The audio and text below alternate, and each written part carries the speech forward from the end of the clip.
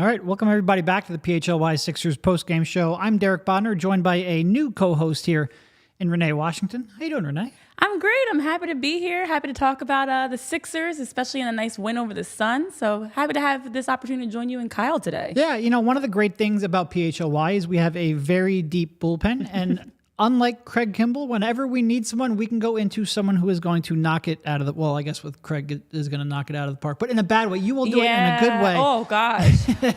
Man, I hope I'm not bringing any Craig Kimball vibes on the show today. Good Lord. I like thinking of myself more as a Kelly Oubre addition to the squad versus the Craig. But Kelly steps up, has a couple of huge performances in a starting role. You will do the same. This one here from Kelly, 25 points, and they really needed it. He has been playing fantastic basketball. I'm sure we will get to that here in a second. This one, a 112-100 win over the Phoenix Suns. Now, the Suns were without a couple of, key players here. Key Devin Booker was out here. Bradley Beal has not played yet this season, so it was not the full squad Phoenix Suns, but it was still a Kevin Durant-led Phoenix Suns squad. Yeah. And to be able to come away from that win, have Embiid rest the entire fourth quarter, still outscore them by 7.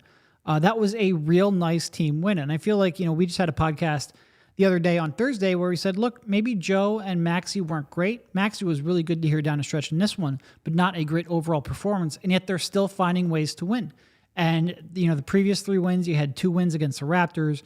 You had a Portland team that's rebuilding. Even without some star power, this is still a very, very good win for the team. Listen, a win is a win, and I am one that always is more about focus on how a team is winning. And as you talk about, the Sixers definitely, you saw a sloppy game at times, obviously not a great game in terms of turnovers. I think it was 15 is what they ended up with. But they forced steals. They made great plays. They were able to run the floor and transition well. And also different guys were able to get going. Now, the bench production early on was something that was a concern for me, that it took until the fourth quarter before we saw a single bench point. So there's always something that needs to be tweaked. But that's why it's the early part of the season. And we would not expect to see the Sixers in full late season form at this point.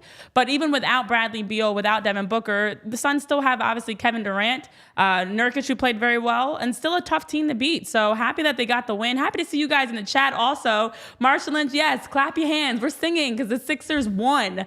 And I know people are saying, I know Dave's saying, I wish Booker and Beal played. Yeah, you'd love to see that test early in the season of what the Sixers look like against the Suns at 100%. But even if Book was out there, we saw him the other night versus Spurs, he's not 100% off that ankle sprain. Yep. Nobody really is in full in-season shape mode right now, health at all. So just happy that the Sixers get 4 straight. That's huge for how you start off this season. Well, don't worry. You've got 2 games against Boston coming up here very soon. You will get tested. Don't worry. It is good that they're banking some of these wins. 4 straight win, 4-1 on the season after a 1-point loss to the Bucks. So really, it is tough to complain. I'm sure, don't worry, I will find something to complain about. That's what I do. But a lot of good stuff here going on. And I think we have to start with Kelly Oubre. Yes. 25 points, 10 for 18 shooting, 3 for 7 from 3, 3 rebounds, a blocked shot.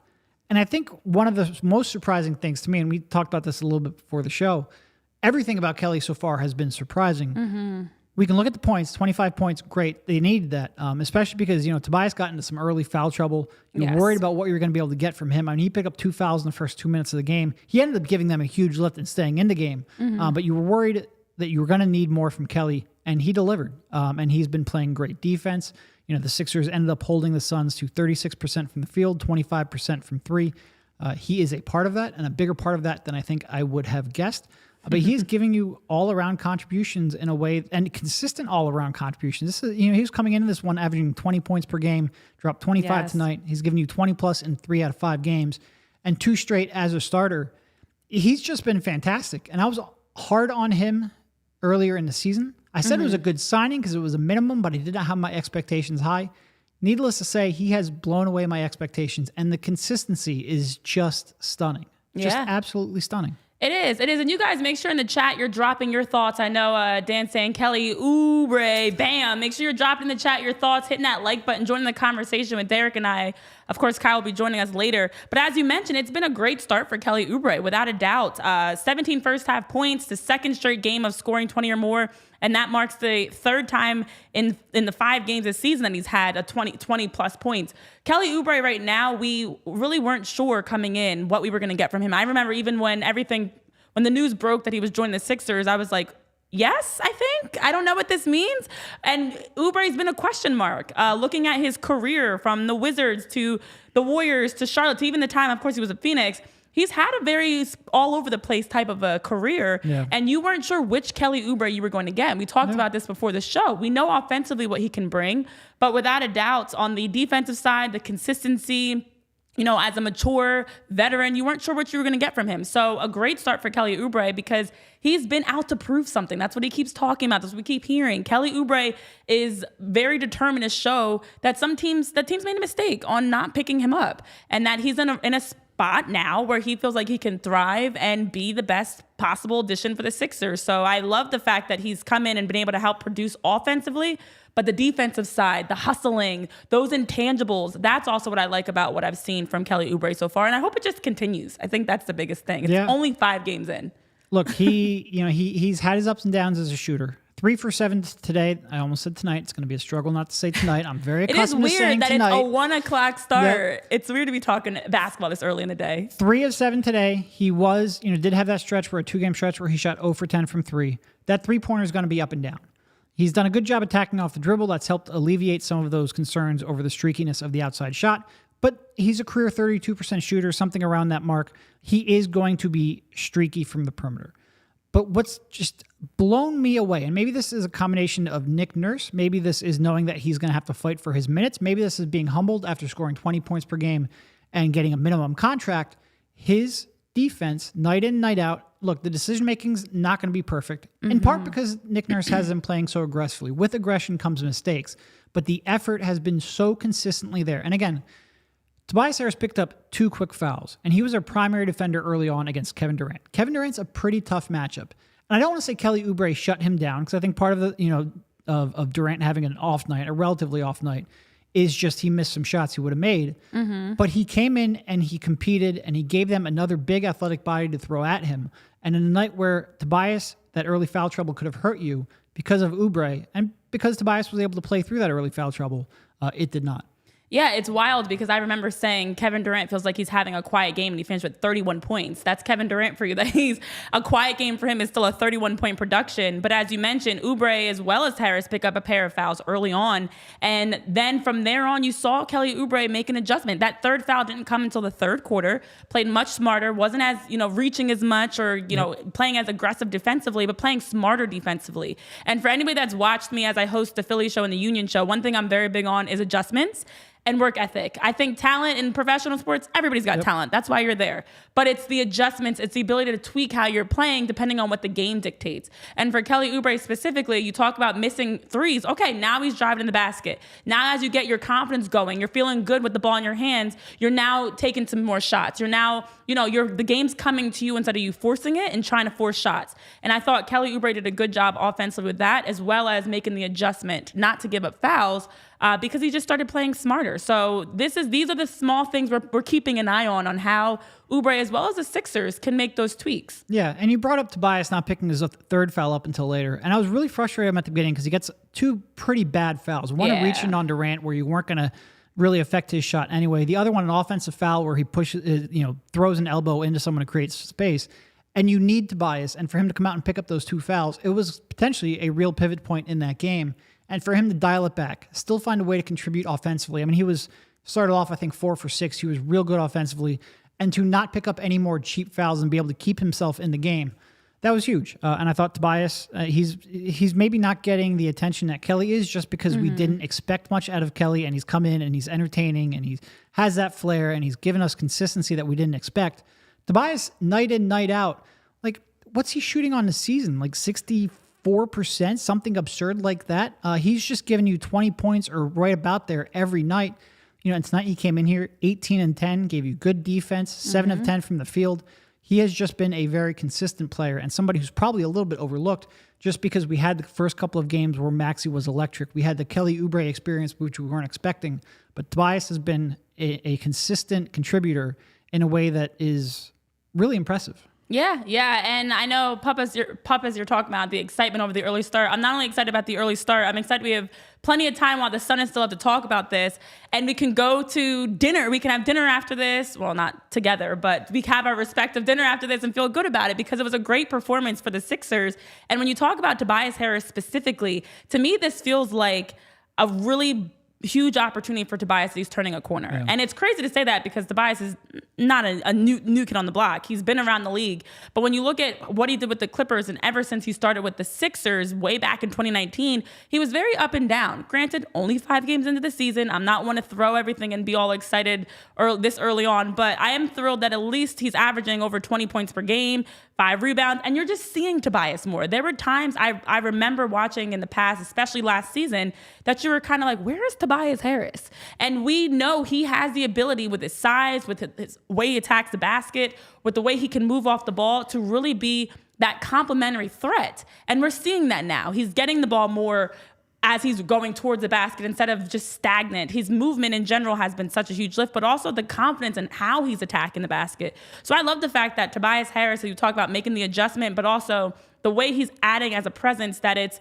Joel, Tyrese, Tobias, Kelly, we're consistently seeing them produce. And I think Nick Nurse is a huge part of that and a huge testament to how he's coaching this group, that they now are playing more free-flowing. Yep. It just seems like there's less thinking out there. Like, it's just, you're just playing good basketball. They're working together as a team. They're moving the ball well. We're not seeing times where the ball is just stopping. And I know we've seen that in the past with the Sixers, especially where the offense stops and it's stationary, it's stagnant, it's 20 dribbles before we see anything. But now they're swinging the ball well, they're attacking well, and they're doing a good job just with their movement as a whole, which is what's helping someone like Tobias get going. Yeah, no, I think that's a good point with Tobias because he's been very underutilized as just a catch and shoot player. He's not really comfortable launching a high volume of threes. And to get him out in transition, to get him cutting, to get him into some early offense against an unset defense or be able to attack mismatches, I think it's just opened up a level of his game. And look, Tobias is going to be one of those players where it's great that he's playing well and it's great that he's making quick decisions. I need to see him make quick decisions after he struggles. When he goes 1 for 10 from 3, will he launch that 11-3? Not necessarily in a game, but over a span. He is a player who, once he gets out of rhythm, once he loses confidence, it can change how he plays. And so far, he has not met that adversity. That being said, I do think what Nick is trying to do will benefit him because, like you said, he is getting that space. He is getting early offense, and I think he needs that. Yeah, he does. And it's good at this point in the season to get your starters, especially your top guys, feeling good about themselves. Obviously, there's been so many changes across the Sixers roster, and it takes time to get that chemistry going. So the best way to do that is by sharing the ball, allowing their offense to move more fluidly, allowing even the rotations. I know it wasn't until Furkan's layup in the fourth quarter that the bench scored, but the bench was still contributing. You know, bench points is like such an odd stat. It's physically who is scoring, but they were at least contributing. Yeah. It wasn't like they were out there laying an egg and not impacting the game at all. You saw everybody from the 5 starters to those that came into the game playing well. Paul Reed, defensively, whatever it is, finding their moments. So I like the fact that you can see this group, which has kind of an underdog mentality because myself included, people aren't really giving them the highest expectations, especially looking around the Eastern Conference alone. And they can now just go into games with less pressure and just focusing on getting their team rolling as a unit. Yep. And you can see that progression. Even from the Raptors game to this game, you can see a progression with each outing. Yep. I want to address one thing from Philly fans here in the chat saying that Oubre has never played on a real team before. And Philly fans has gone at me a little bit for my Oubre opinion. That's all right. He and I go back for legitimately well over a decade, so I get where he's coming from. Oubre, like the Golden State team he played on was a good team. It wasn't a great team. It was one of their down years. But it was certainly in a system where he could have thrived, and he didn't. Yeah. And you can get on me for my opinion. I have not run back from, like I bring up every time Oubre has a good game that, hey, I was really critical of this signing. I'm not walking that back at all. And if he shows me I'm wrong, like I said, I've said this many times, I'm more than happy to be wrong on a player eval. First of all, after covering the draft for a number of years, you have to get comfortable with being wrong. It's going to happen all the time. Yeah. And if he proves that I was wrong in a good way, I will be more than happy because good basketball is better to watch than bad basketball. Yeah, and I know someone's asking, Dan, you're asking about what he was on Golden State. I mean, that was back in 2020 that he was playing Golden State. You look at his time with the Wizards, he was No, he's been on really bad teams. He has been on really bad teams. I mean, he was with the Wizards back 2015, 2019, Phoenix in 2018 and 2020, the Warriors in 2020. He has, I mean, even Charlotte was a middle of the bottom middle team. But the thing about Kelly Oubre is you look at his individual performance, and without a doubt, it's helpful to have better guys around you. But Kelly Oubre notoriously has been a very up and down streaky player. And if anybody's watched him over his career, he's a guy that can give you 20 points one night and then be a non-factor the other night. And as we talk about with players, there's so many ups and downs, so many factors, injuries, who they're playing with, coaching, even just the amount of minutes that they're playing, load management. There's a lot of different aspects that will impact a player's, how they're coming into each game. And Kelly Oubre has been a guy that we've seen sometimes make some boneheaded decisions, sometimes be really good. And so he's been very up and down. Yeah, and look, my opinion doesn't matter. It doesn't matter at all. This is a guy who averaged 20 points per game and got a minimum contract. The GM's opinion speaks much more loudly than mine does. If Kelly takes that as a wake-up call, pays more attention to the details, is more focused defensively, cuts out some of the bad shots from his diet, he has a chance to make a lot more money next year. I think that might have been a bit of a wake-up call. And so far, he has taken that to heart and done what he needs to do, and props to him for that. Yeah, and Kelly Oubre at 27 years old is still in the prime of his career in that sense, where he's still learning. And I absolutely feel like the last couple months have been that wake-up call, as we talked about before, even before the show began, that wake-up call that he needed, because he was surprised at the fact that teams weren't jumping to try to sign him and bring them to their roster. And Kelly Oubre is a guy that's been around the league long enough to know he is a talented player. But you need more than that. You need a guy that's going to, when he's on the floor, the offense is going to keep running, and he's going to play good defense. He's going to hustle. And Kelly Oubre now has been doing that consistently with the Sixers in the first 5 games, and hopefully that continues. That's, I mean, honestly, the biggest thing that we can only go by what we've seen. And so far to start for the Sixers, Kelly Oubre has been a stronger and more mature. I keep using that term because I just feel like there were times I was like, Oubre, really, in the past? Where this season, I don't have those moments anymore. I'm excited for Kelly Oubre. I'm cheering. I'm seeing him making these highlight plays. He's driving the basket. He's getting alley-oops. I mean, this is the Kelly Oubre that we should see day in and day out. And I hope that within the Sixers organization, they can help him continue to thrive and feed off of that instead of us seeing this random changing him turned back into a pumpkin, as we talked about, which we don't want that to happen. Agreed. All right, a couple quick words from sponsors so we can pay the bills. First up, we have Shady Rays. Gear up for the season ahead with quality shades built to last. Our friends at Shady Rays have you covered with premium polarized shades and quick swap snow goggles that won't break the bank. We have a little bit of a running bit here. If we can get up to a certain number of subscribers, I'm going to try to get Kyle on the slopes with Shady Rays. Kyle has never done any snowboarding or skiing. I really hope that can happen. So hit that subscribe button and maybe I like that challenge. I just saw a thumbs up. Make sure you're liking, subscribing. Let's get Kyle on the slopes. I like it. Shady Rays is an independent sunglasses company that offers an unrivaled product that's just as good as any expensive pair we've worn. Durable frames and world-class optics for all outdoor adventures. And if you're into winter sports, their quick-swap snow lenses switch easily from full sun to low light. Don't let changing light conditions slow you down on the slopes when all you need is Shady Rays snow goggles. That's not all. Shady Rays offers the most insane protection in all of eyewear. Every pair of sunglasses is backed by lost or broken replacements. If you lose or break a pair, even on day one, they told us they will send you a brand new pair, no questions asked. Wear your Shady Rays with confidence because they have your back long after your purchase. Shady Rays is also committed to making a difference in communities across the United States through their Impact program, teaming up with nonprofits to help people live healthy, courageous lives through some of the most challenging times. If you don't love your Shady Rays, exchange for a new pair or return them for free within 30 days. There's no risk when you shop. Their team always has your back with personal and fast support. Exclusively for our listeners, Shady Rays is giving out an amazing deal for the season. Go to shadyrays.com and use code PHLY for 50% off 2+ pairs of polarized sunglasses. Try for yourself the shades rated 5 stars by over 250,000 people. Yeah, and while we're at it, let me tell you guys about Soul Savvy. For all of you guys that are sneakerheads, or maybe you're the casual sneakerhead, Soul Savvy is the spot where you can buy and stay up to date on all the great things that are happening around shoe launches. So over at Soul Savvy, our friends allow you to be able to check out, so that way you don't have to miss any releases, you don't have to miss any deals.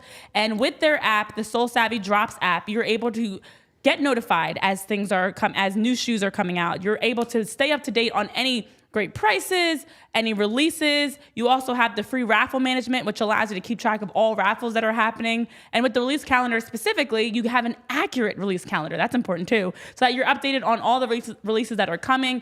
And now as you're gearing up for the holiday season, looking for presents to buy people, or maybe you're going out to Wells Fargo looking to rock some of your best sneaks, well, SoulSavvy's Drops app is the place to buy it. So head on over to soulsavvy.com/PHLY, or you can go to the App Store and download the Drops by SoulSavvy app. And that way, as you sign up for SoulSavvy, you're going to get all the latest, the greatest, and have an awesome experience shopping for your sneakers, the casual, the sneakerheads, the in-betweens. And again, you can sign up for SoulSavvy by clicking the link in our description, going over to soulsavvy.com/PHLY, or using the Drops by SoulSavvy app. It is also on your screen for those of you that are tuning in to us live on YouTube. If you are missing us live and are listening back across podcast platforms, don't worry, we've got you covered, because again, there's a lot of spots that you can be able to check out SoulSavvy.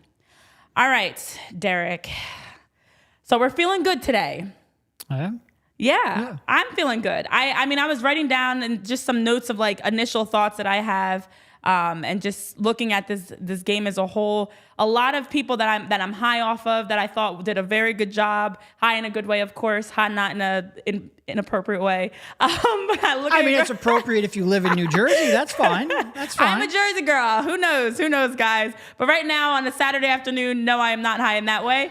High in a great way, because I love the fact that the Sixers in this early going, with all the chaos that's been going on leading up to even the start of the season, everything from James Harden to having new faces to then, of course, the trade happens, and now you're bringing in Rob Covington and a whole bunch of new guys, that this easily could have been an opportunity for the Sixers to just come out and lay an egg. And instead, in their first 5 games, the one game they lost, that 1-point loss to Milwaukee, where Dame has a historic first game with Milwaukee, and you drop it by 1, and then you go on to win 4. And now I know against the Raptors specifically, the Sixers have had a success. They've won the last 5 straight against Toronto. But still, a win is a win is a win. And this is a team that's grinding out wins. We've seen a lot of great performances. But on the other side, we have unfortunately seen some guys that have been struggling a little bit more and maybe haven't been playing as well. And I'm going to let you highlight them first, because I know you've got a couple names that you want to dig into. Yeah, I mean, look, D'Anthony has just been a huge disappointment to start the year. And on the one hand, it is, he's had some makeable shots that he's missed. What did he end up here? Tonight, he ended up shooting 3 for 10 from the field, 2 for 7 from 3. It is almost even more frustrating because they're tasking him with running so much of the offense with Maxey out. And that's really, really been a struggle. Maxey was a plus 25 here in a 12-point win. That included a stretch in the fourth quarter where the Sixers outscored the Suns by 7 without Joel. But if you do the math there, then they were a negative 13 in like 12 minutes without Maxey on the floor today. And the numbers haven't always been that stark, but the struggles, I think, have been. The D'Anthony Melton, Patrick Beverley combination has just not gotten them into any kind of meaningful offense. They need to figure out how to get that going. And also, he just hasn't made enough shots or finished enough around the rim, but we kind of expect the second part there to really add value offensively alongside of the starting lineup. So he has been a huge disappointment. And sort of in a similar way, Jaden Springer, we talked a lot about Jaden Springer in the preseason. He looked really comfortable on the court on both sides for the first time in his NBA career. He has not looked comfortable here offensively to start. It just seemed like his decision-making was slow. His movement was slow. Whenever he got the ball, he saw a crowd and didn't know how to get out of it. He got trapped a number of times offensively, and I still believe in him as a defensive prospect. I think he still might be the Sixers' best perimeter defender. The way he can slide his feet on the perimeter, the way he has the strength to defend multiple positions. I want to see him be able to stay on the court, but I've been concerned because his offensive game just doesn't look like it's ready to make the most of it. Yeah, you bring up some valid concerns, because as much as we are thrilled with how Kelly Oubre has been in the mix and how Tobias Harris and Tyrese Maxey have been stepping up, and of course Joel Embiid being reigning MVP Joel Embiid, when you look at the next tier of guys, it's been some question marks. I know somebody in the chat was saying it earlier too about Melton, and as you talk about, not a great start. He's the guy, he's in the starting lineup right now, but he's also with that second unit at times, and someone that you're expecting to help run the offense, help score, and offensively hasn't been good. I did see a couple of plays on the defensive side that stood out that I was like, okay, Melton, that's a great block, that's a great play, but offensively to have, you're averaging 7 points so far. It's you just need more. And I think the bigger thing besides just the fact he's not scoring is how he's missing. And there's a couple that come to mind where he drove to the basket. I think it was in the third quarter. Drove to the basket. It was kind of a soft drive. Gets his shot blocked, but you didn't really see a strong move from him. He just kind of is going through the motions at times offensively, and you see that hesitancy in his play. And on the other side for Springer, it's also hesitancy in a different way where there was one time I know he caught the ball on the perimeter and just stood there. I'm like, dribble, do something, move. He just seems a little starstruck and frozen at times where he doesn't know what to do. So if this is your second unit of guys that you're going to be going to, we know Joel Embiid's not going to be able to play every game. Nobody is. You know you're going to need when Tobias Harris or Tyrese or Kelly's not scoring production from someone else. Furkan did well in the last outing. Furkan is going to give you what Furkan's going to give you. Who is it from that group that you're expecting to step up? Because right now it's just been very much of a drop-off. And that is what's the concern to me, because it's such a long season. You need to be able to rely on your second unit to at least get points. You can't have a drop-off where now the game swings and the Suns are going on a 6-0 run, 8-0 run, and you have gone scoreless. You need them to at least maintain. And that's where today we saw the up and down of going up by 15 and now it's a 2-point game again. Going up by 17 and now it's a 3-point game again. So Pat Bev was also one to me that actually, when you talk about struggles, his first touches on the court were not good at all. He came out, missed a three, I think it was like an air ball. Then he turned around and got a turnover. And that's how you start the game off. Your guys, your reserves have to be ready to step on the court and make plays. Paul Reed does it, but you're not seeing it. Furkan, Pat, Jaden, DeAnthony, you're not seeing it from them. So I couldn't agree with you more that it's a little frustrating right now that they haven't figured out a little bit more of a groove in this early part of the season. Yeah, and I think, I with Melton, I have confidence he'll eventually get back to where he was in the past. I don't think he's going to take a huge leap, although I do think his defense should end up being a little more valuable with Nick. Maybe that means he goes back to the bench when maybe Batum rejoins the team. I know Nick Nurse in the past has said earlier this week that he probably envisions sending Kelly back to the bench because he wants that instant offense there. Maybe he reevaluates that given how much Melton is struggling. But you might end up seeing maybe Batum, I think, is of the recent acquisitions, the most likely to jump in a starting lineup. Maybe he jumps in for Melton instead of Oubre. But I would still like to see, and I know he's really struggled, and it's disappointed me. I would still like to see Springer get some occasional spot minutes just to see if he can get this sort of like deer in the headlights look out of him, because I do think that defense is legitimate. I don't want to bury him right now, and I'm a little worried because, you've got Covington. What did Covington play? Like 15 minutes maybe here. Yeah, he ended up with 18 minutes. With Covington sort of assuming a larger role, Batum coming back, maybe they want to end up giving KJ Martin a look, although I think KJ Martin has some of the similar problems that Springer does, and I think Springer is a better defender, but Martin's a little more polished offensively. There's differences for sure, but in terms of their growth, I think they're probably going to want to give KJ a look as well. I'm a little worried that Springer is going to get buried. And right now he might deserve that. I would like to see more because I do think that defense is so legitimate and really unique on this team. But he's got to actually provide value on the floor. Yeah, I mean, your top four guys, combined for 91 of the 112 points. After that, the next highest scorer, and that was obviously Kelly, Tobias, Joel, and Tyrese, for anybody that wasn't sure where I got that number from. After that, DeAnthony has 8 points. You've got Rob Covington, who had 2 points in his 18 minutes. I expect a learning curve for Rob, of course. Even if it is coming back to a team he played with before, it's still a different unit. It's still time to adjust. Furkan with 5 points. All in the fourth quarter, these points are happening, by the way. Jaden with 2 points. Paul Reed with 4 points. So you do need production. It cannot just come from the top four guys. It's great that they're gelling and playing well together, but yeah, it without a doubt is seeming like Jaden specifically looks like a deer in the headlights. His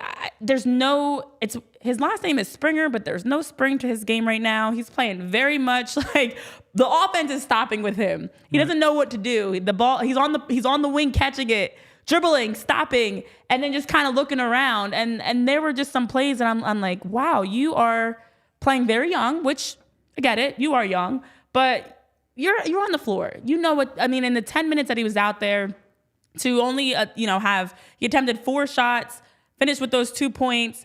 There was no production. There was no value that he had on the floor. So I'd like to see him figure out a way to get going. But the hard part is if you're going to be out there playing that way where the offense stops with you and you're indecisive, the game is not the spot for those minutes to happen. I mean, in practice, hopefully it can happen. But yeah, he without a doubt, we need more from him. Of course, we haven't even seen some guys. I know you guys keep asking about Marcus Morris in the chat. We saw Marcus getting interviewed. Yeah. That's it. But we haven't seen him on the floor yet. He's here. He went through some 5-on-5 at practice yesterday. Nick Nurse feels like he still needs to be ramped up. He really didn't play much in the preseason with the Clippers. He wasn't playing earlier in the season.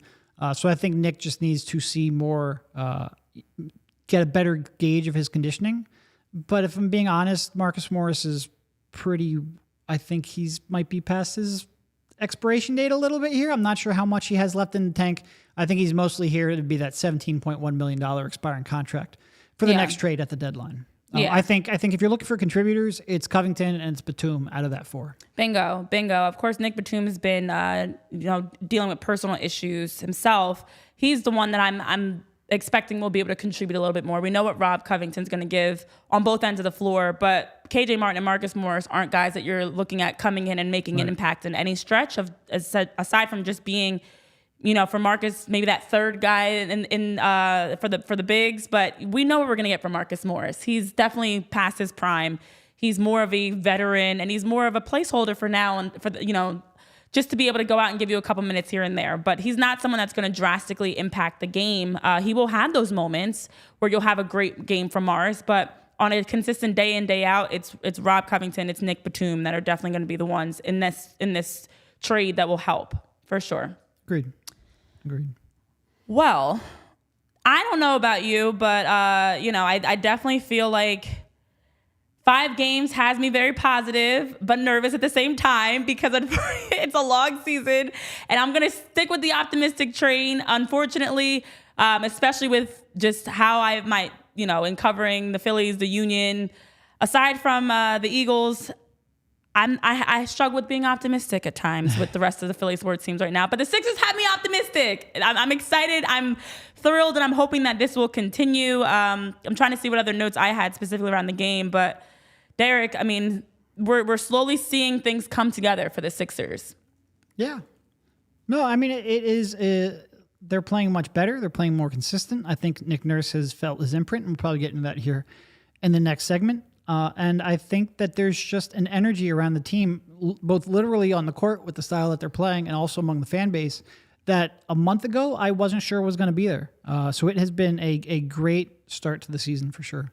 It has been. And if you're looking to buy some tickets because you want to go check out some other games this season, you can go over to the Game Time app to do that because we're just 5 games in. There's so much basketball left to be played, from regular season games to the in-season tournament. If you want to go out to watch any other sports, Game Time app has you covered. Games, concerts, any sort of events you can go to. And when you download the app and use that code PHLY, again, for those listening across podcast platforms, it's code PHLY. We're very consistent with our codes. It's always PHLY. And with that, you get $20 off of your purchase. They have great prices. They make it very easy. It's convenient. Plus, you also have the opportunity to check out your seats for where you're going to be sitting in the arena, in the stadium, at the concert, wherever it is that you're going, using the Game Time app. So hopefully you guys can get some opportunities to buy some tickets, get down to the Wells Fargo Center, and cheer on the Sixers because there's plenty of games you can go to, and Game Time app is the place to buy those tickets.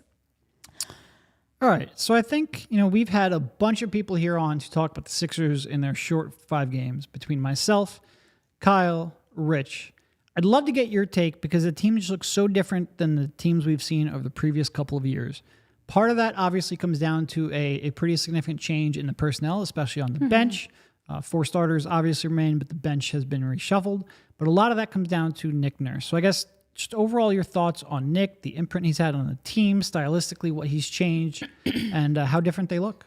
Yeah, you know what? I'm a huge Nick Nurse fan. I've always been very encouraged by the way that he can help his teams, whether it was Toronto winning a championship or whoever he's coached, whatever players he has, he brings out the best of them. And as a head coach in professional sports, to me, that says a lot about you, that you are a good locker room guy that allows the guys to feel like they can be comfortable, they can play at their best, they can, add and contribute in some ways. And from Nick Nurse, already in the first 5 games, what I've seen is the rotation has been very good. I feel like at times in the past with Doc Rivers or whichever other coach you want to talk about, Brett Brown, whoever it was, the Sixers were mismanaged in that you'd see a run go off by the opponent and no changes made. Timeout not called. Or the lineup that's on the floor is struggling to score, and that lineup stays out there for, in my opinion, too many minutes. And Nick Nurse is very good about managing of it's a balance. You don't want to have the quick hook because you don't want guys feeling like anytime they make a mistake, they're going to be pulled.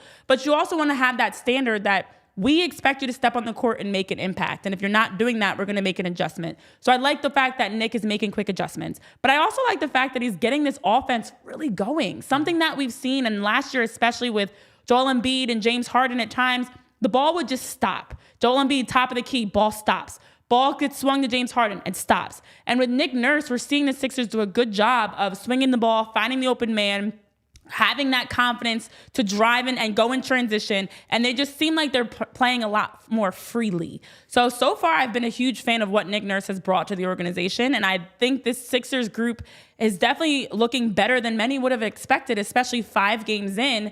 Not just the fact of who they're beating, but how they're beating them in the ways that they're winning as a team. It's not just Joel Embiid carrying them with 35 points and everybody else scrapping along. You're seeing the best of Tyrese Maxey we've ever seen, where he's playing controlled, still with that same speed, driving well to the basket, dishing well. We're seeing Tobias Harris play his best basketball after averaging 14 points last season, now already averaging 20 points per game so far. Kelly Oubre, another one, obviously, as we talked about, playing his best consistent basketball. So I love that Nick has come right in and instilled this mentality, this culture that's allowing everybody to play and contribute, rotating them, getting them involved early, and they're playing some great basketball right now. Yeah, I mean, for me, the 2 most shocking things, and I think we certainly expected defensively them to be much more active, much more willing to, double down on, guys driving to the basket, try to get into those, their hands into the driving lanes, and try to react. And that always comes with a little bit of downside in the fact that you're going to give up a lot of open threes, especially in the corners where a lot of teams try to deny it. But that leads to more transition opportunities. That leads to more turnovers. It leads to winning the possession battle. It leads to a lot of benefits.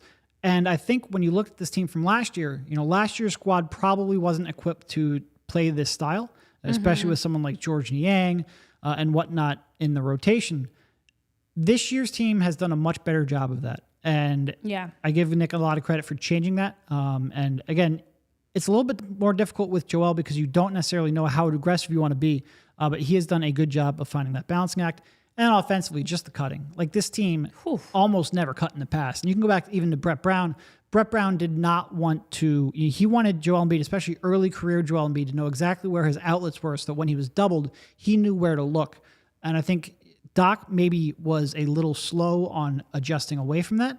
They certainly cut a little bit more than they did under Brett, but probably not enough. And lately, it's just you've seen Kelly Oubre, you've seen Tobias Harris get a lot of cheap, easy baskets. And because of that, teams are a little more scared, a little less willing to abandon the weak side corner, to give Joel Embiid some of the double teams that have frustrated him in the past. And it's made both, Oubre and Tobias's life easier and also Joel's life easier.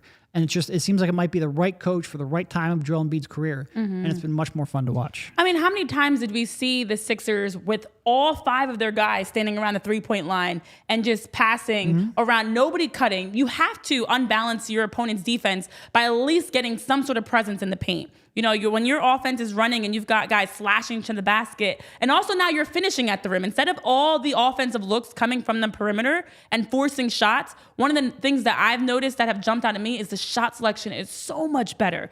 And you're seeing guys catching the ball, they're shooting in rhythm, their feet are set. It's not forced. It's not this over, everybody wants to jack up threes. It's a much better variety in how they're even attacking. And I think, though, out of all these tactical changes, the biggest thing that I've noticed that I really love is the effort. how many times did we see in the past when the Sixers were playing and you just felt like there was no energy, there was no life, they were kind of just going through the motions? And I know we said there are some guys still struggling, and they are, but as a whole unit collectively, you're seeing the hustle on defense. You're seeing them running up and down the floor. You're seeing them, like you said, sticking a hand in, trying to just disrupt as the Suns are driving the basket. And although I know people are saying, lesser opponents, yeah, you just beat the Suns though. And we saw a great game versus the Bucks. Yep. So yes, you can't look at this entire 5-game stretch of, being too sold on them, but we have seen more than we've seen in the past. And that's why I'm looking forward to seeing, okay, against Boston, against, the upcoming games, how does this continue in terms of what we've seen for effort, the ball movement, and the hustle, especially on the defensive side? Yeah, and I certainly think this is one area where, the Sixers have a record number of players on an expiring contract. Mm-hmm. Like, legitimately, you have Joel signed for next year. You have Jaden Springer signed for next year, and you have Paul Reed signed for next year, and that's pretty much it. So you have a lot of players who are on prove-it contracts or at the end and looking to get paid. And good point. You still have to give Nick Nurse a lot of credit, obviously, but I think this is you better have a team that is locked in effort-wise all year, because they need it not only to win, because they're going to have to generate some offense to get out in transition, because their half court could struggle, especially when Max is out of the game or even when Joe's out of the game. But they need it for the next contract too. And that could create the right sort of, sometimes with the wrong group or maybe the wrong coach, that can create some selfish people, especially offensively. You might get players trying to prove more than they should and playing outside of their comfort zone to get that next contract. But the flip side of that is you should also get very consistent effort defensively. And Nick has made the most of that. That is a really good point. I mean, that is where it's the management of players, because it's having them understand the bigger picture, because there have been times where you see that selfish, and not just I'm not talking about the Sixers specifically, in all sports, not even just the NBA, where you see those selfish tendencies because it's a contract year and guys are fighting for, extensions and things. But this group seems like they're just playing very selfless, team first basketball. They're sharing the ball more. And it's a lot of minor adjustments that are going a long way that you already can tell the difference of, which is why when I look at these first 5 games, again, only 5 games, and even, of course, preseason, which is different, I do like the fact that there has been so much more from this group in terms of how they're attacking as a unit. So, yeah, I'm thrilled for what's going on here. I know Ronald Albright, my name is Renee. You're talking about Kenyon Martin Jr. being more than ready to play, be a scorer. I didn't say that he's not ready to play. I just said I don't think he's a guy that when you look at this trade, you're saying he's going to come in and now help the Sixers be the top team in the East. I'm going to be honest, I'm not sure he's ready to play either. And a lot of that comes down to not only the fact that his jump shot is a little unrefined or a little inconsistent, but defensively, I think he has some work to do before he is ready to translate that athleticism and that effort, like the effort's there, into being a productive defensive player. Like, there are reads, there's getting over screens that he's not making, there's communication that when I went back and watched the film, I wasn't super impressed with. Now, he was playing for the Rockets. Right. That team wasn't ready to compete. You want to give him a look here in a new environment. I get that completely. But I'm not going to sit here and tell you that I'm confident he is ready to contribute at the level the Sixers need when they're trying to win a championship. I think that's a fair point. No, and I don't think I think for Morris, much like Martin, I think they're in a similar boat. I don't think they're being brought into the Sixers to be guys that you're expecting to carry the load and help offensively with scoring anything more than 10 points per game. I mean, KJ Martin averaged 12 points with the Rockets in his last season, 5 in the couple of games with the Clippers. I'm not going to count that fully. Because it's only 2 games that we're looking at, very small sample size. But he still has a lot of work to do. And he's not someone that I'm expecting to come into this roster and make an impact in the sense that what we see Kelly Oubre doing, for example. Same thing with Marcus Morris. I don't think he's going to be able to add the way that Nick Batum and Rob Covington can, but I think that they're going to be steady role players that when you need them to give you a good 10, 12 minutes, they're absolutely going to be able to give that. But these aren't guys that are coming in and now going to shake the roster up so much that you're going to have, a team that you can now say automatically is going to be a top team in the East. They still have work to do. The Sixers as a whole still have work to do. And you can't look at this group and in the 5 games think anything less. So I fully agree that Kenyon Martin, much like Marcus Morris, they're just going to come in and give you, Jaden Springer can do the same thing, give you those kind of in-between minutes, just some solid reserve minutes. Yeah. No, I agree. And we have one more break here coming up. But if you have any questions in the chat, got a lot of people here tuning in. Be sure to drop them in the chat, and we will try to get to some here maybe in the final segment if we have some free time. Before that, a quick word from our final sponsor today, FOCO. FOCO is a leading manufacturer of sports and entertainment merchandise with a product line that includes apparel, accessories, toys, collectibles, novelty items, and more. And again, we got to talk to them. We got to get Rocco with FOCO. I think that's something that has to happen. I like that. It's the best officially licensed gear for all sports and fandoms. And with it being football and tailgating season, it means that overalls, hoodies, hats, sunglasses, bags, everything you need for a game, FOCO has. And FOCO has hooked PHLY up and provided awesome pieces for our sets. FOCO always has our back for Philly sports, and they have yours too. Get the best gear around by using the link in our description. For all non-presale items, use a promo code PHLY for 10% off.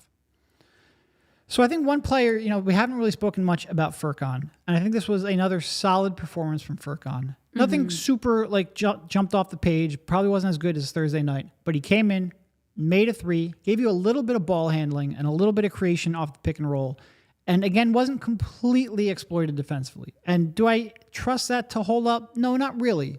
But when he is playing well, it is just nice to get another ball handler, another mild creator, and another three-point shooter.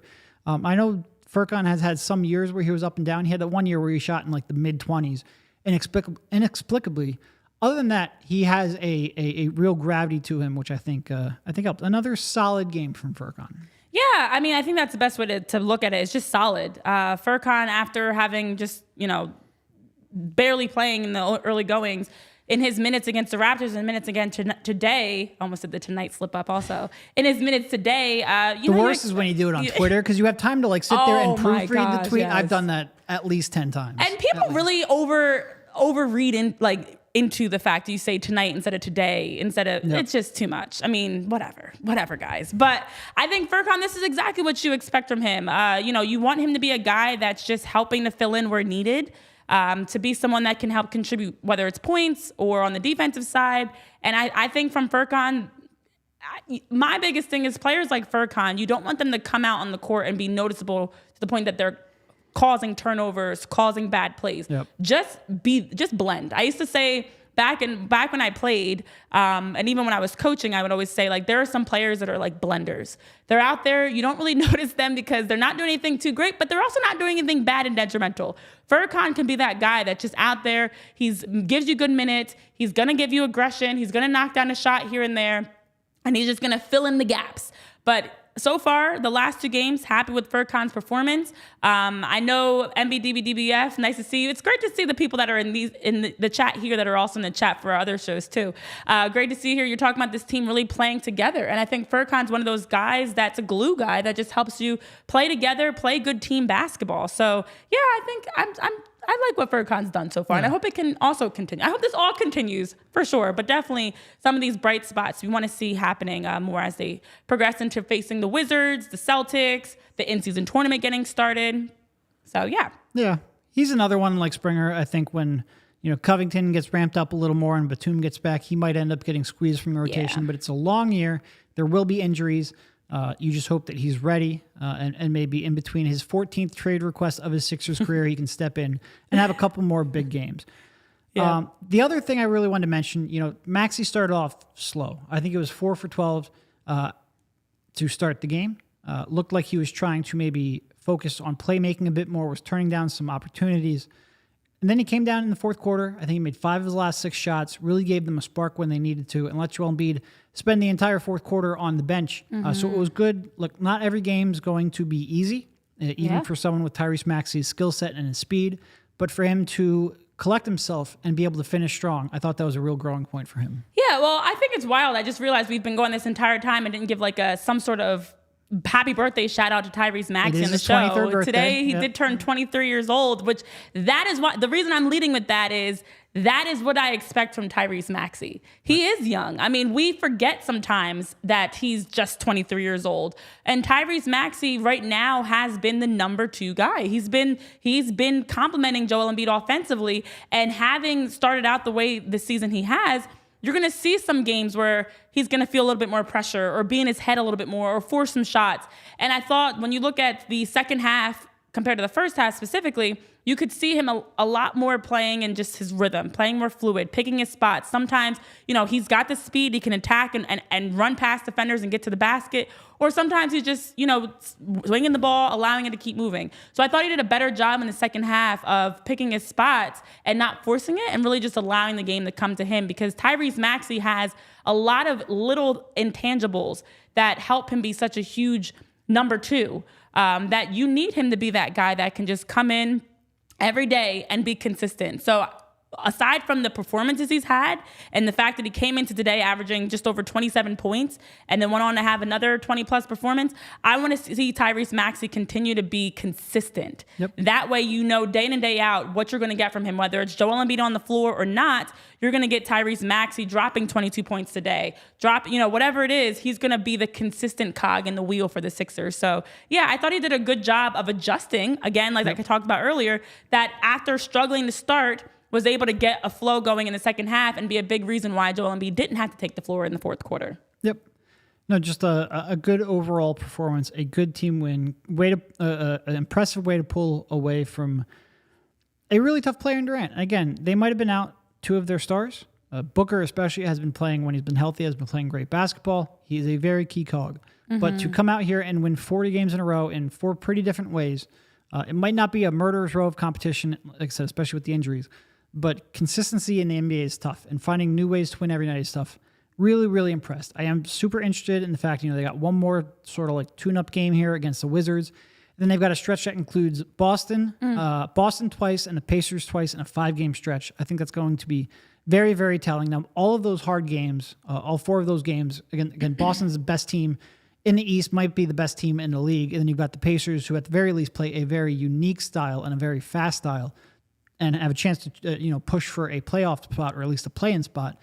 All four of those games are at home. This is a very home-heavy stretch of the schedule for the Sixers. I think they play 8 of 9 or 9 of 10, something at the Wells Fargo Center. So bank a couple wins here, give a couple good showings against the Boston Celtics. And I think the city has a chance to embrace them in a way they probably didn't think was possible just a little bit ago. Yeah. I really cannot stand when people talk about an easy team. It's the NBA. These are the top basketball players and some of the best in the world. And to act like any game is easy just because they might not have all their players, while I understand, yes, they're not at 100%, it's still a tough team to beat the Suns. Even the Raptors and Trailblazers, still, it's hard to win games. It's hard to consistently win games in the NBA. And so I think these games are great tune-up games. I'm not an idiot in saying that, every team is equal and every team is just as difficult. No, but it's really not ever, for any sport, especially the NBA, with how many games you play, you can't discredit the fact that the Sixers have been getting wins, period. Getting wins. That's a lot more than some other teams are doing. Look at the Suns, injury prone and all. Look at the Suns. So I like the fact that they're 4-1, and with a game against the Wizards, as you mentioned, another good tune-up opportunity, because you should be able to beat the Wizards, absolutely. And then to go into that stretch, now you will get that test when you have Boston, when you have the Pacers, to really see what you can do and how you stack up against them. Because this is, in this early part of the season, the time that you're figuring things out. What are your rotations? What are the roles different guys are going to have? Different players, of course, coming in, as you guys are all talking about in the chat, Kenyon, and what KJ is going to do for the Sixers, but also even looking at, how does Nick Batum come back? When does he come back? How does Marcus Morris fit into this? So there's so many moving parts. And that's what I love most about this early part of the season, more than just who you're playing and how you're playing, but how are you slowly progressing as a team? And that stretch is going to be such a huge test for the Sixers. If they can bring that consistency, the fight, we see the efforts there, guys are consistently able to score, able to help them get results, because that is as you're slowly ramping up and the season's going. So yeah, I agree with you there. And I know we finally, I think, are getting joined by Kyle here. Okay. Who's been hustling and bustling down at Wells Fargo to get all the post-game stuff. He was slacking the entire time so he wouldn't have to talk to us. How you doing, Listen, Kyle? I have been not so secretly celebrating down here that we are done with media at 4:20 p.m. on a Saturday. What a beautiful Sixers matinee game today, guys. How we doing? Doing fantastic. We are great, Kyle. We're feeling good. Like you mentioned, it's nice to be. It helps that we're not only done early, but we're done early to be able to talk about a win. Does it get any better than that? No, everybody loves a good Saturday win, and bunch of different guys played well. Joel Embiid gets to sit out the entire fourth quarter because everyone else is playing so well. I mean, doesn't get much better than that. So I guess what was the overall feeling like in the locker room? What did Nick Nurse really focus on after the game?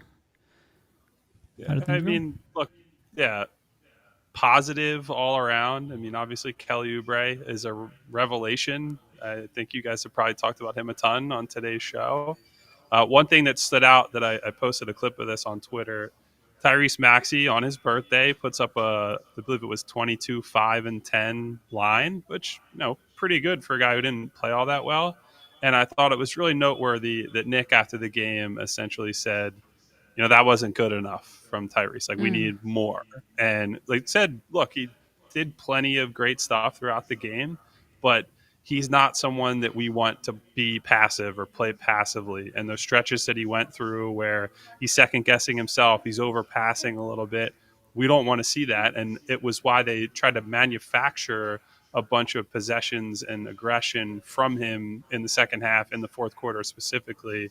And it seemed to me, judging by the reaction on Twitter, that the people are loving it, that the Nick Nurse experience right now is getting a 2 thumbs up from all the fans following the team. Yeah, well, gosh, we would have loved to see Tyrese Maxey get 23 points on his 23rd birthday. But it's fine. He was 1 point shy. Kyle, I mean, we were watching from TV. We're watching from a distance, miles away from the Citizens Bank Park, from Wells Fargo. But for you, still in the Phillies mindset, for you being down there, being around the team, what is kind of like the vibe as the Sixers were working through the game today, post game? What are you noticing down at Wells Fargo? No, look, it's been awesome so far. I think fans have been pleasantly surprised by this team overall. Kelly Oubre was talking to us after the game and got asked a question essentially about having a chip on his shoulder, and made note of the fact that there are a bunch of guys who have chips on their shoulders, like a lot of 1-year contract, expiring contract type guys. And he said it's an iron sharpens iron situation where you have so many of these guys who are out to prove something this year. And I think that they're almost the perfect team for Philadelphia in that way, right? Like, Philadelphia is a chip on your shoulder type of city, type of market. And so I think that's, other than the winning, which is the biggest thing, I think that's probably why they've been able to take hold with a fan base that did not trust them and didn't really like them very much all summer, as they can see how hard these guys are playing. And, when that dovetails with actually winning basketball games, they become an easy team to root for again. Don't feel bad about the Citizens Bank Park thing. I still call it the First Union Center, and I only cover one team, so having to dance between 3 different arenas, trust me, I feel your pain on that one. I know you asked him earlier before the game about Oubre and that he is starting and the rotation was going to be largely the same. Did he mention anything? Because I think we're all wondering, all right, when Nick Batum gets back, if he ends up being moved in the starting lineup, can Oubre keep his spot? Did they mention the starting roles at all? Because it's hard to take Oubre out when he's dropping 20 per game every time he starts. Yeah, right. Like, that's kind of the conundrum that Nurse has, right? I think Kelly's shot creation and ability to score at any given time would honestly be just as valuable with that second unit. And it's part of why I think he might eventually get bumped there. But when a guy is putting up an efficient 20-plus points a game, is bought in on defense, and has done every single thing you've asked him to do essentially from day one, I don't know how you can look him dead in the eye and be like, yeah, we're going to move you to the bench, right? Like, I think you have to ride him at least for the time being. Now, whether that sticks moving forward, certainly I don't think Kelly's going to shoot as well as he has, because nobody could do that short of the greatest player of all time. I think he's been that type of level the last couple games, shooting efficiency wise. So when that comes down a little bit, I would say, maybe we expect to see some changes in the rotation. But until then, long live Kelly Oubre, I guess. Yeah, well, also, Kyle, I know in the chat, a lot of people are asking about KJ Martin, Marcus Morris, Nick Batum. What has Nick Nurse said? I'm sure that somebody asked about it post-game. What was he saying when asked about any news on any of those guys? Maybe it's more minutes for KJ Martin or Batum being back. Was there any sort of update that you heard from Nick Nurse? So no big updates. What we were expecting coming into the game is that none of the new guys were going to jump into the rotation. And Nick had said, I just don't think they've had enough time yet. They've had the rest of the group here for, over a month or around a month from training camp, and they know all the plays, they know the defense, etc.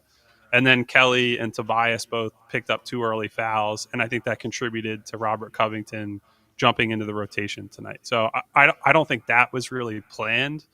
I don't think he is necessarily ahead of the rest of the guys. It was kind of a necessity sort of deal. So I would say Monday against Washington, maybe you start to see all these guys start to get mixed into the rotation. And if that doesn't happen, then they might get thrown into the buzzsaw when Boston comes here next week. And I don't know that that'd be a great debut for anybody with the way the Celtics are playing right now. But yeah, I think more of the new guys playing is on the horizon very shortly. Have you gotten any kind of update on Batum? I know there's a lot of people asking, like, is this another Kirilenko situation? I saw, he tweeted something where he talked about how happy he was to be going to Philly and all that stuff. But it is a little strange that there's just been no update so far.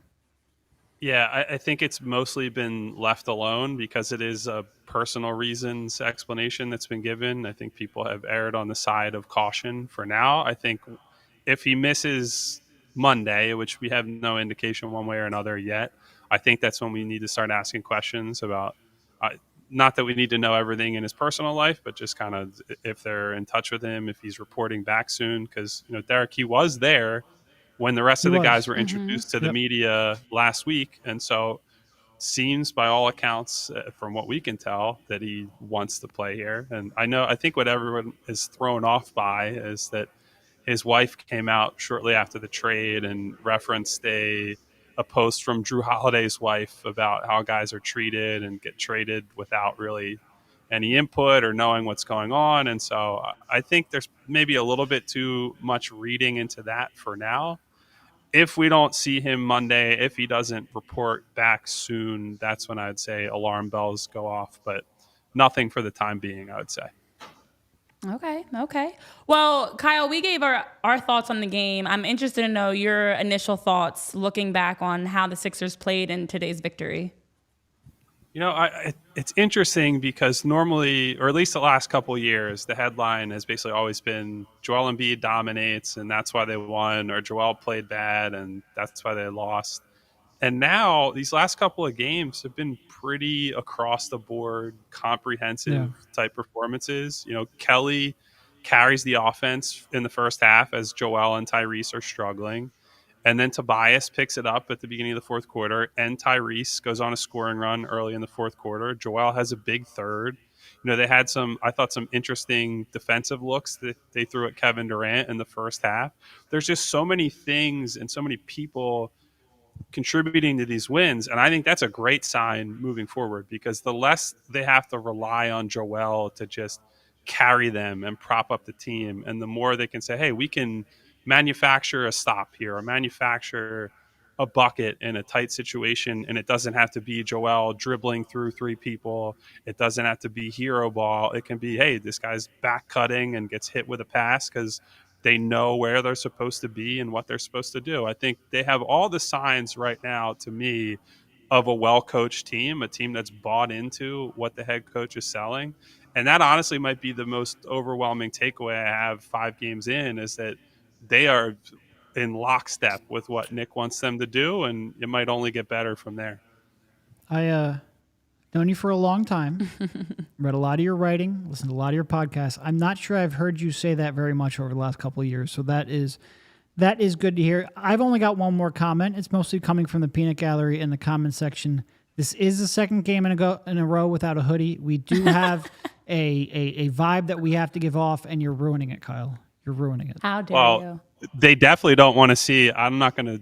No free feet pics, but I have dress shoes on today too. I got dress pants. I have a dinner reservation that I have to make, and unfortunately, Blue Plate special very early in about 45 minutes. So I came ready to go to a nice meal after the game, and I am intent on making it. I will cop the fact that, because I was at pregame, I was at the pregame pressers around the arena. I did have a button up beforehand. I specifically took that off and put on a hoodie just so I could keep the thing going. So, Kyle, do better. Do better. All right, I can that sounds only good. be myself. I don't know what to do. Oh, man. I think that's probably good. Go enjoy the rest of your day. Enjoy that dinner. See you, Kyle. All right, thank you, guys. And by the way, thank you, Renee, for being such an awesome team player and joining the gang today. You are not at Citizens Bank Park, but you are helping us out a great deal. So. Honestly, being better than you at it. So I really appreciate Renee coming on. We got to do this more often. We have a Thank true you, guys, for professional having me. here. Yeah. Thank you so much, Renee. I'll see you guys later. It's fun to join you guys. See you, Kyle. Enjoy your dinner. I All right. love that. Dress shoes and a button up. Yeah. And I know somebody was saying about like it's time to get a script going for a song that you guys need to have for hoodie boys in the hoodies. Something. Is that going to be your duo name? We got to get a few more PHLY hoodies. I feel like there's got to be a couple more variations so that way I don't have to think about dressing for the show at all. Just throw on a different hoodie every day. I'm down. Yeah, I'm you down have for one that. for every day, Yeah. especially as there's a lot of games and that's a lot of washing the same hoodie over and over again. I can't say I have many talents in life, but fashion is definitely not one of them. Anyway, I think that's probably a good enough place to cut it off here as we have been going on for quite a while. Renee, thank you very much for coming on. We'll have to have you on, quite frankly, as often as you would like. I think that went perfectly, and it is great to talk to somebody that's a little less of an asshole than Kyle, so I appreciate it very much. Gosh, the bar seemed like it was raised so high. I don't need to wear a hoodie, and I just don't need to be an asshole. There we go. I can do that. But yeah, no, it's a fun time to talk about the Sixers as we're looking early parts of the season, watching how they've started off the year, and also just keeping tabs on how they're continuing to progress. So thank you guys for having me on board to hang with the boys in the hoodies because you guys do an awesome job, and I'm happy to be able to join the show every once in a while. Sounds good. And thank you to everyone else who joined the chat and watched the show. If you are not already doing so, hit the subscribe button, hit the bell notification so you get alerts on when we go live because we will be doing this after pretty much every game. Oh, yeah. All right, take care.